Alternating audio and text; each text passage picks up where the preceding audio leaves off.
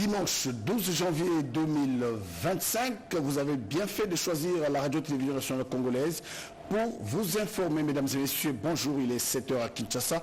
Une heure de plus. À Goma et à Kananga, bienvenue à la première livraison du journal Magazine sur votre chaîne de prédilection. Direction Nord Kivu. Les statistiques sont alarmantes et parlent de plus de 7 millions de déplacés.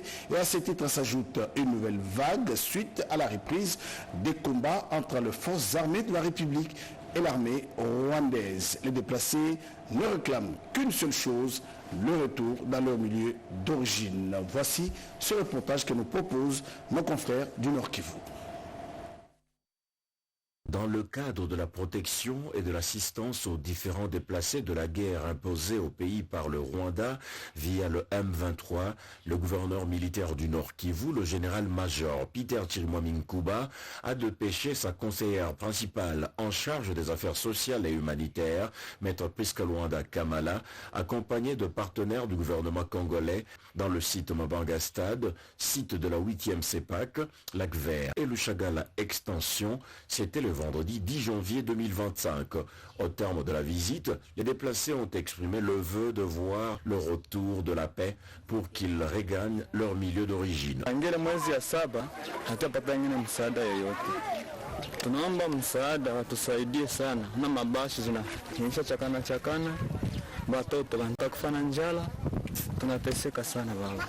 Serikali itusaidie, itufungulie njia turudie kwetu. Atusaidie sana sisi na chakula bashe na watusaidie sana na kufungula ni barabara Tanganyika tunaweza kurudia kwetu. Shida mingi hapa mingi hawapokeaki.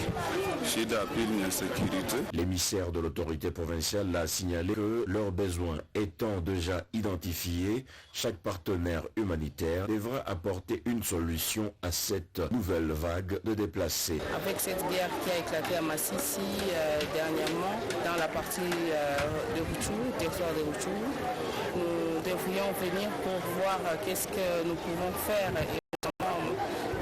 à cette nouvelle vague de déplacés. Il y a quelques déplacés qui ne sont pas assistés actuellement. Il fallait qu'on vienne de nos gouvernements et de notre côté les partenaires pour essayer de trouver la solution. Et puis, puisque nous parlons de la guerre, les nouvelles directives viennent d'être données au patron de presse en ce qui concerne l'agression rwandaise dans la partie est du pays. Patrick Muyaya insiste sur le bon traitement des informations pour ne pas faire le jeu de l'ennemi, nous dit Oscar Mbal dans ce reportage. Deux séances de travail très capitales pour le ministre des Médias et porte-parole du gouvernement, Patrick Muyaya Katembwe. La première, il a accordé aux correspondants de la presse internationale et l'autre au patron de maisons de presse locales ainsi qu'au Comité national de l'Union nationale de la presse congolaise, UNPC. Lors de ces deux séances de travail, le ministre des Médias Patrick Muyaya s'est fait assister du porte-parole de FARDC, le général-major Sylvain Ekenge, du vice-président du CESAC, Bruno Mbolisson, et du directeur adjoint de la presse présidentielle, Giscard Koussema. Au menu de leurs échanges, la couverture médiatique de la guerre dans l'est du pays, les domaines de collaboration entre les autorités politico-administratives et les forces armées de la RDC pour lutter contre la désinformation. À la suite du Conseil supérieur de la défense tenu par le commandant suprême, Patrick Muyaya a rappelé que cette guerre dure plus de 30 ans et a emporté au moins deux présidents, Joseph Désiré Mobutu et Laurent Désiré Kabila. Il a appelé les uns et les autres à la vigilance face à cette guerre. Ces échanges lui ont permis d'insister sur l'essence du patriotisme que doit observer chaque professionnel des médias sur le front médiatique. Il les a conscientisés notamment sur leur rapport et soutien en tant que Congolais. De leur côté, les patrons des médias ont réaffirmé la volonté de défendre le territoire national selon les règles d'éthique et de déontologie de leur métier, car ils n'ont pas un autre pays que la RDC. Le ministre des Médias, Patrick Muyaya, a informé son assistance du retrait des accréditations accordées à tous les correspondants d'Al Jazeera pour avoir permis à la militante pro-Rwanda Bojana Koulibaly d'interviewer un dirigeant d'un mouvement terroriste dans l'est de la RDC. Cette décision marque la posture de fermeté à l'égard de tous les médias dont le traitement de l'information clairement orienté de la guerre d'agression a des allures de complicité et d'apologie du terrorisme.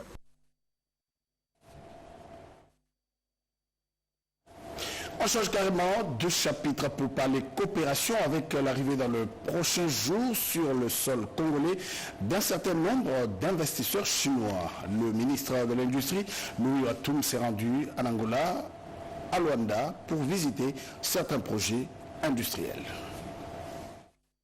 Déterminé à repenser les tissus industriels du pays et promouvoir l'entrepreneuriat local, le ministre de l'Industrie et Développement des PME, Louis Atoum Kabamba, poursuit ses échanges avec les investisseurs chinois dans la suite logique du forum sur la coopération Chine-Afrique. Pour ce faire, l'Angola voisin a été l'étape essentielle de sa visite.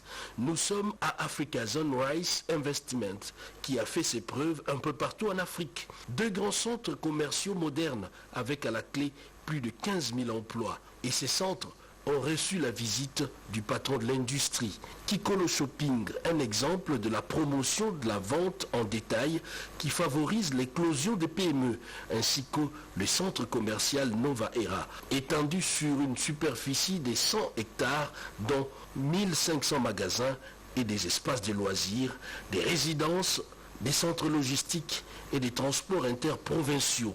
D'autres projets également ont été visités à l'image de celui-ci sur la fabrication locale de meubles. La RDC a déjà arraché ses contrats et ce sous la direction de la première ministre Judith Souminois à travers la diplomatie agissante du chef de l'État Félix-Antoine Tshisekedi.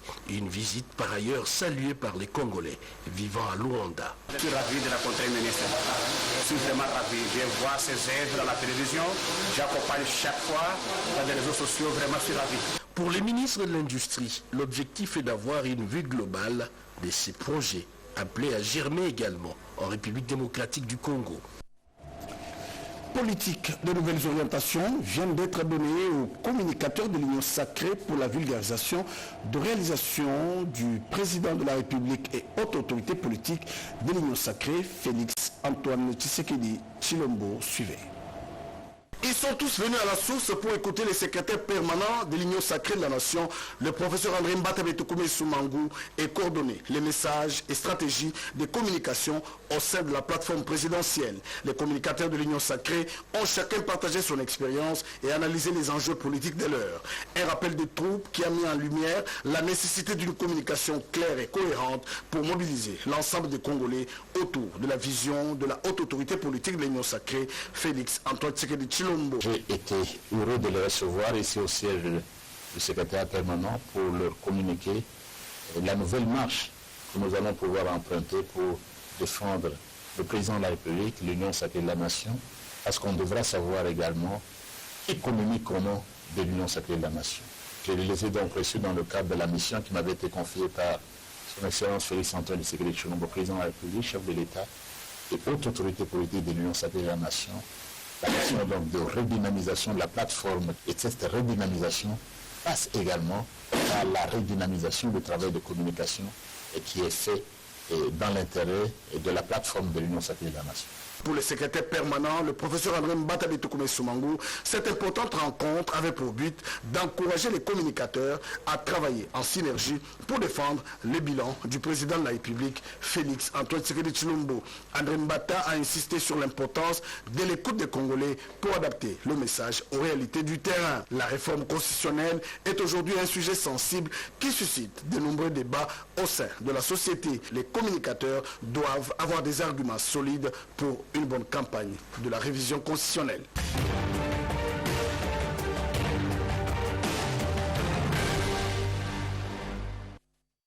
À travers ces quelques lignes, notre confrère Pierre Kibambe Somoué Issa revient sur le déplacement du chef de l'État au Qatar et à l'investiture du président ghanéen. Voici ce résumé signé Pierre Kibambe Somoué. La République démocratique du Congo et le Qatar entretiennent d'excellentes relations bilatérales d'amitié et de coopération. À l'invitation de l'émir du Qatar, son Altesse Cheikh Tamim Ahmad Al Thani, le président de la République Félix-Antoine Tshisekedi Tshilombo a effectué une visite au travail de quelques heures à Doha. Les deux dirigeants ont eu des entretiens en tête-à-tête au Palais Royal. Le réchauffement et le renforcement de la coopération bilatérale entre Kinshasa et Doha avec des opportunités d'investissement à RDC étaient au menu des échanges. Cette visite consolide davantage les relations entre la RDC et le Qatar. Les deux dirigeants avaient eu leurs premiers échanges en mars 2024 à Doha. 3 mois plus tard, Qatar Airways a procédé à l'ouverture d'une liaison directe de ses vols Doha-Kinshasa, matérialisant la coopération économique entre les deux États. À Kinshasa, le camp colonel Kokolo a abrité la cérémonie de passation de commandement entre l'ancien chef d'état-major général des forces armées de la RDC, le général d'armée Christian Chiwewe, et le nouveau chef d'état-major général, le lieutenant-général Jules Banza Mouilamboué. La cérémonie solennelle a été présidée par le chef de l'État, commandant suprême des forces armées des FARDC et de la police nationale.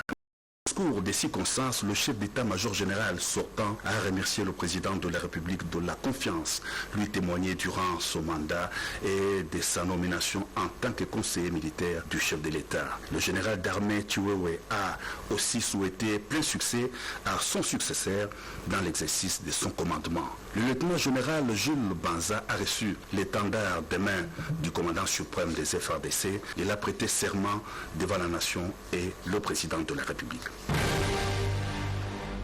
En compagnie de la distinguée première dame, Denise Nyakeru Tshisekedi, le président de la République Félix-Antoine Tshisekedi Tshilombo a assisté à Accra à l'investiture du nouveau président du Ghana, John Dramani Mahama. La cérémonie s'est déroulée à la place de l'Indépendance, au centre-ville de la capitale ghanéenne, en présence d'une vingtaine de chefs d'État africains. Invité personnel du président Dramani, le couple présidentiel de la RDC est allé féliciter le nouveau couple présidentiel du Ghana avec lequel il entretient d'excellentes relations d'amitié. Aussitôt revenu à Kinshasa, le chef de l'État, commandant suprême des forces armées de la RDC et de la police nationale, a présidé à la Cité de l'Union africaine une réunion du Conseil supérieur de la défense élargie. La situation opérationnelle sur l'ensemble du territoire national, spécifiquement dans la partie est du pays, a été passée à refus au cours de la séance de travail. La montée en puissance des forces armées et la riposte militaire que la RDC apporte face à la guerre d'agression que mène le Rwanda et ses supplétifs terroristes du M23 ont été évoqués dans la réunion. Dans les rapports faits par le chef d'état-major général, les troupes des FARDC ont repris l'initiative.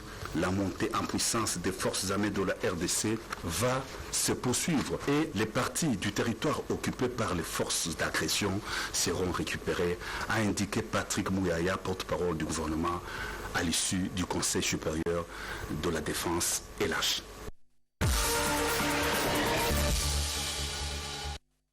Et puis, le célèbre batteur et chef d'orchestre de Wenge BCBG, Ségué Mignon, a été porté en terre hier samedi 11 janvier 2025 et les opérations de la défense de la patrie sur le front militaire se poursuivent. Des sujets qui ont marqué la semaine. En voici les résumés avec Serge Merlin-Matin. La situation sécuritaire dans l'est du pays, l'évolution des opérations de défense de la patrie sur les fronts militaires et diplomatiques, ces thèmes étaient au cœur du briefing de presse co-animé par les ministres de la Communication et Médias, porte-parole du gouvernement, la ministre d'État, ministre des Affaires étrangères et les porte-parole des forces armées de la République démocratique du Congo. La RDC est victime d'un pillage systématique et l'exploitation illégale de ses ressources naturelles et autres formes de richesse par les agresseurs rwandais et ses supplétifs du M23. C'est ce qui ressort du dernier rapport accablant du groupe d'experts de l'ONU sur les cantons du sang, la République démocratique du Congo. Le 6 janvier 2025, la République démocratique du Congo a célébré pour la première fois la journée mondiale des orphelins de guerre dans un esprit de méditation et partage au gouvernorat de la province du Nord Kivu. Plusieurs jeunes bandits urbains ont été arrêtés lors d'un bouclage effectué au camp lieutenant-colonel Kokolo par les éléments des forces armées de la République démocratique du Congo. Plusieurs armes de guerre individuelles, machettes et autres armes blanches ont été également saisies. Dans la semaine a eu lieu également la première réunion de la troïka politique de l'année 2025. C'était au ministère des Finances. Cette rencontre inaugurale s'est consacrée à une évaluation des performances réalisées en 2024 et les perspectives de 2025.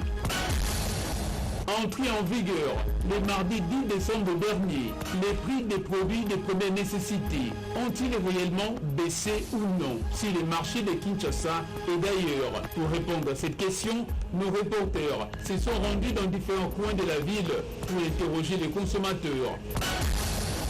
Dans la semaine, des unités mobiles de dépistage actif de la tuberculose du PNT RDC a été consumé lors d'un incendie survenu à l'hôpital général de référence de Kabinda à Lingwala.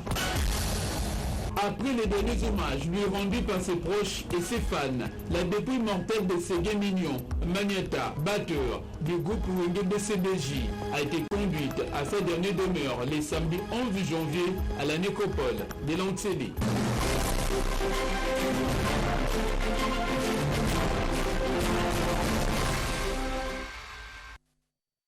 Des bonnes nouvelles pour les habitants de la Gombe avec la réhabilitation de certains tronçons, le vœu de passants et que ces travaux puissent se poursuivre dans le temps. La réhabilitation de certaines artères de Kinshasa traduit la ferme volonté du gouvernement de non seulement faciliter la circulation, mais aussi de lutter contre les embouteillages. Les routes situées sur les avenues Mpumbo et Mondjiba qui mènent vers la clinique Ngalema dans la commune de la Gombe viennent de bénéficier des travaux d'aménagement à la grande satisfaction des usagers. Les travaux de pays, c'est bon parce que voyez-vous qu'avant il y avait pratiquement de tout. Je viens de m'étonner de voir là-bas, il y a un peu de retard, mais ça va maintenant, c'est propre maintenant. Oui, je préfère que ça continue comme ça s'échange parce qu'il y a des fois on discute aussi entre les amis que l'État ne fait rien, il ne travaille pas, mais pourtant il y a du travail qui se fait. Pour certains Gombe, seul ne suffit pas, il faut que d'autres communes de la ville, province Kinshasa, bénéficient aussi du même traitement. Ça facilite la circulation, le gouvernement a bien fait que ça continue dans d'autres communes comme dans la cité. Ici c'est en ville, c'est beaucoup praticable, c'est la fluidité, c'est normal, mais nous attendons d'avoir des actions concrètes au niveau des cités. Là-bas, il y a à boire et à manger. Cette belle initiative de réhabilitation de routes doit également s'étendre dans différentes provinces de la République démocratique du Congo. Il doit centraliser dans les provinciales, comme si c'est une partie des provinces. Ce qu'il fait ici, il doit faire dans tout le Congo. S'il commence par-ci, qu'il ne s'arrête pas par-ci, qui contribue dans tout le Congo parce que c'est le gouvernement. Revêtir Kinshasa, pourquoi pas la République démocratique du Congo de sa plus belle robe datant et le souci majeur du gouvernement car il n'y a pas de développement sans route. Alors que la réhabilitation se passe dans la ville de Kinshasa, Pati Tonongo nous amène dans ce premier dossier magazine sur les préoccupations des Congolais sur les routes délabrées. Les embouteillages monstres dans la ville de Kinshasa trouvent parfois l'origine dans l'état des routes. Depuis un certain temps, la ville-province Kinshasa connaît des embouteillages monstres. Et parmi les causes, on peut citer l'état défectueux de ces routes. Un véritable casse-tête pour les usagers. Les travailleurs et écoliers peinent pour arriver à l'heure au lieu des services, comme à l'école, sans oublier ceux qui évoluent dans les secteurs informels. Nous sommes au croisement Sayo-Birmanie, où il y a le trou qui ne permet pas le passage de véhicules comme des motos. Cela persiste. Nous demandons à ce que l'État congolais puisse s'impliquer pour que nous puissions nous éviter des embouteillages.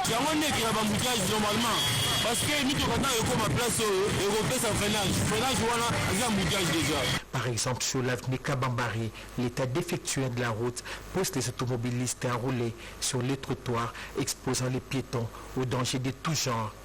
Les grandes artères telles que Kabinda, Kabambari, Nyangwe, Kalembelembe, Bokassa, Kassavubu, Victoire, Bypass, Assosa, 24 novembre et tant d'autres, censés faciliter la circulation, sont malheureusement dans un état de délabrement très avancé sur certains de leurs tronçons. D'où ces cris de détresse. Les routes sont en mauvais état et que l'État congolais s'implique. Même les roulages font partie de ces désagréments. Nous avons besoin de routes secondaires pour nous permettre d'éviter des embouteillages, vu que les routes doivent être élargies. Hormis le mauvais état des routes, le comportement incivique des secteurs conducteurs des véhicules et taxis-motos aggrave la situation. La circulation routière est réglementée, alors il faut que les agents qui contrôlent ça puissent être rigoureux pour que l'on puisse être en mesure d'appliquer les normes et discipliner les gens. Par ailleurs, la restauration de l'autorité de l'État en matière de circulation routière s'avère nécessaire. Qu'est-ce qui est à la base de cette dégradation de routes? Pourquoi ne pas agir plus tôt lorsqu'il y avait seulement des nids d'épaule? À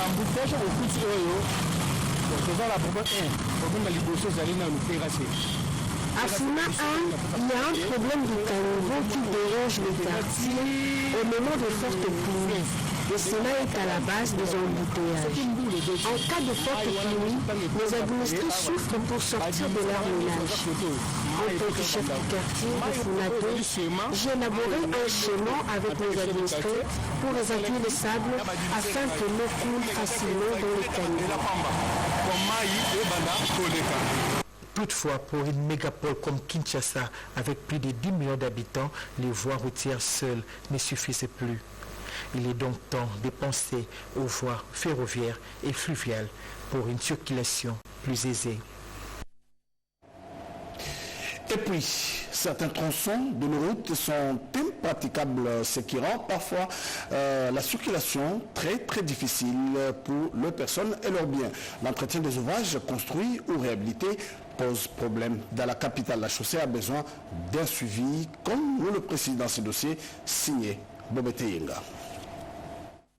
Près de 153 000 km, c'est le patrimoine routier congolais dont la plupart ne sont pas revêtus. En milieu urbain comme Kinshasa, le trafic est intense. Plus la chaussée est utilisée, plus il y a nécessité de l'entretenir. C'est le souhait des usagers de la route. L'État a sa banzela o ya sika ba sa na bango me ba o ya kale zake e kufa deja ba ko na bango bungisa ngoti bitwana bezene nde ba sa o ya sika ba zabe ba o ya kala wana ezokufa kuva na ba sa nini ba bungisa po bambute isa nini edimile na mbuku ndo balandela ngoto so ezake baba na olandela ngombe bonga deja tema balandela na bango ngote do elokoti bakanivo wana nyoso ko fungwama so bakanivo na za ko kanga mata basali banzela. Le professeur Dr Pandou assure tous les coûts relatifs aux routes à l'INBTP. Pour lui, plusieurs facteurs sont à la base de la détérioration d'une route. Les problèmes sont multiples. Ils peuvent être occasionnés par le vieillissement d'une voie. Vous savez que quand on construit une route, ce n'est pas pour une durée indéterminée, c'est pour un temps bien précis. Les chaussées souples, par exemple, sont dimensionnés pour 15 ans. Et ajouter à cela les intempéries, dont la pluie par exemple, eh bien, cela apporte leur lot de malheur. Il y a parfois des ouvrages annexes, notamment les caniveaux, s'ils ne sont pas suffisamment bien entretenus, et aussi peuvent apporter leur lot de malheur sur la chaussée. Et les moyens sont réduits, sont insuffisants. C'est comme ça là que nous observons malheureusement nos voies qui sont dans l'état qui laisse à désirer. À chaque problème, une solution spécifique. Quand on suit l'état d'une route, on suit son état, on sait intervenir à temps pour éviter à ce que, ma foi, le coût puisse être un coût très élevé. Alors, intervenir à temps, ça veut dire qu'on peut intervenir dans le cadre d'effectuer des travaux de pointe à temps. On peut intervenir dans le cadre de pouvoir renforcer, donc les travaux de renforcement, augmenter la capacité pourtant de la voie, ou alors arriver à la reconstruction. Donc c'est une opération qui doit être à la base de la maintenance. L'entretien nécessaire, on ne peut pas attendre que la route se dégrade totalement. Dès qu'on remarque qu'il y a des dégradations, on intervient aussitôt. Dans l'entretien des routes, il y a l'aspect salubrité. La population a sa partition à jouer. Vous voyez, de la route, c'est surtout les automobilistes. Alors, il faut qu'ils soient sensibilisés pour évoluer dans ces voies-là n'importe comment. La population a sa part de responsabilité, l'État aussi a sa part de responsabilité. C'est tout le monde qui doit mettre un peu d'ici pour conserver les ouvrages, parce que les routes sont des ouvrages qui coûtent énormément cher. Les efforts du gouvernement sont considérables, certes, mais plusieurs tronçons sont devenus impraticables à cause de l'incivisme de la population.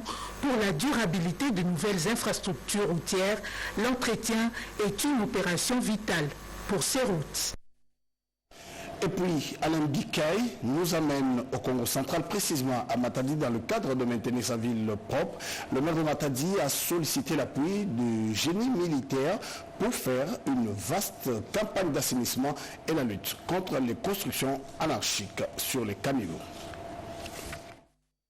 La lutte contre l'insalubrité dans sa juridiction fait partie des priorités du maire de Matadi, Dominique Odambété, qui ne ménage aucun effort pour rendre la ville portuaire salubre. En prévision du lancement d'une vaste campagne d'assainissement, le numéro 1 de cette ville a sollicité et obtenu l'appui du génie militaire du 11e régiment militaire. Dans une cérémonie de présentation, Dominique Odambété a circonscrit les missions de la dite campagne et salué la collaboration du commandant de la 12e région militaire. Avec les effets du changement climatique, notre ville fait face aux inondations.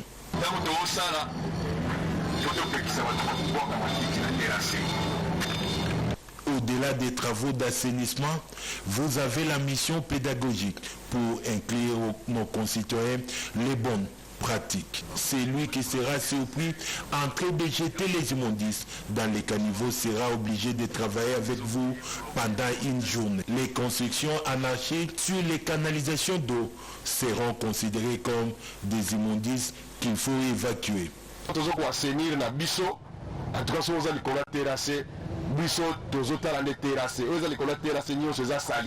ces faits, plus rien ne sera comme avant dans cette ville. À bon entendeur, salut. Et puis plusieurs titres de journaux parus dans la capitale reviennent sur l'offensive militaire. Avec la reprise de quelques localités dans la partie Est, Jean-Pierre Ndolo Demazou revient ici sur la synthèse de ces titres dans cette revue de presse.